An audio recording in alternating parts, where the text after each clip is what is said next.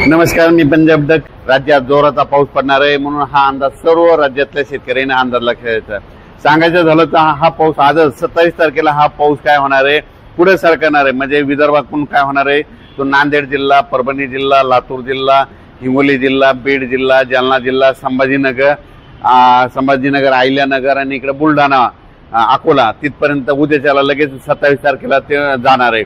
त्याच्यानंतर 28-29 दरम्यान तो संपूर्ण पश्चिम महाराष्ट्राकडे जाणार आहे। म्हणजे सोलापूर जिल्हा, सांगली जिल्हा, सातारा जिल्हा, पुणे जिल्हा, मुंबई, कोकणपट्टी, अहिल्यानगरहून तसंच नाशिकहून नंदुरबार, धुळे, जळगाव, मुंबई संपूर्ण तसंच सगळीकडे संभाजीनगर करत असा काय होणार आहे 27, 28, 29, 30 दरम्यान जोराचा पडणार आहे। कुठं रिमझिम पडणार आहे, कुठं अतिवृष्टी होणार आहे, कुठं मुसळधार पडणार आहे म्हणून हा अंदाज लक्षात 27 सप्टेंबर पासून ते 2 ऑक्टोबर पर्यंत जोराचा पाऊस पडणार आहे म्हणून हा अंदाज लक्षात। परत महाराष्ट्रातल्या शेतकऱ्याला एक आनंदाची बातमी, राज्यामध्ये पाऊस करण्याचा जोर म्हणजे ऑक्टोबरच्या दुसऱ्या आठवड्यापासून पावसाचा जोर ओसरणार आहे। पाऊस निघून जाण्याच्या तयारीत राहणार आहे म्हणून सोयाबीन काढायची असली तर ऑक्टोबर महिन्यामध्ये तुमची सोयाबीन काढू शकता, कारण की ऑक्टोबर महिन्यामध्ये पाऊस ओसरणार आहे, पावसाचा जोर ओसरणार आहे, पाऊस निघून जाण्याची तयारी ठेवणार आहे म्हणून हे लक्षात।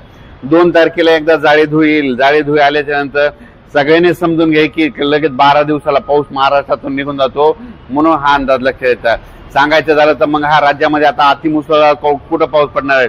माझी सर्व शेतकऱ्याला विनंती की तुम्ही काय करायचं की आता जे 27 ते 30 2 ऑक्टोबर पर्यंत जे पाऊस पडेल ते सोलापूर जिल्हा, लातूर जिल्हा, नांदेड जिल्हा, परभणी जिल्हा, जालना जिल्हा, संभाजीनगर, बीड जिल्हा, धाराशिव जिल्हा, सोलापूर जिल्हा, सांगली, सातारा, त्याच्यानंतर पुण्याच्या नंतर अहिल्यानगरहून मुंबई, नंदुरबार, धुळे तसंच कोकणपट्टी पूर्ण जोराचा पडणार आहे। कुठं अतिवृष्टी होईल, कुठं रिमझिम पडेल, कुठं मुसळधार होईल, कुठं काही ठिकाणी पेंडवालता पडेल, पण पाऊस पडणार आहे। त्याच्यानंतर अद्यापही आतापर्यंत महाराष्ट्रात ज्या ठिकाणी देखील पाऊस पडलेलाच नाही त्या ठिकाणी देखील हे पाऊस शेवटचा असेल म्हणून हा अंदाज सर्व राज्यातल्या शेतकऱ्यांनी लक्षात घ्यायचा।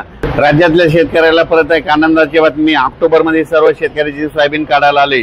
तुम्ही काय करा, 2 ऑक्टोबर नंतर पावसाचा जोर होता, मग तुम्ही काय करा, तुम्ही तुमची सोयाबीन काढा, दुपारपर्यंत काढायची, चांगलं ऊन भेटलं की लगेच उचलायची, ढिगल मारून ठेवायचा।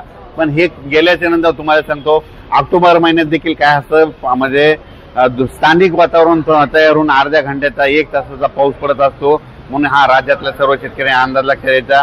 ऑक्टोबर मध्ये पावसाचा जोर ओसरणार आहे म्हणून शेतकऱ्यांनी सोयाबीन काढण्याची तयारी देखील ठिकाणी म्हणून हे लक्षात घ्यायचं।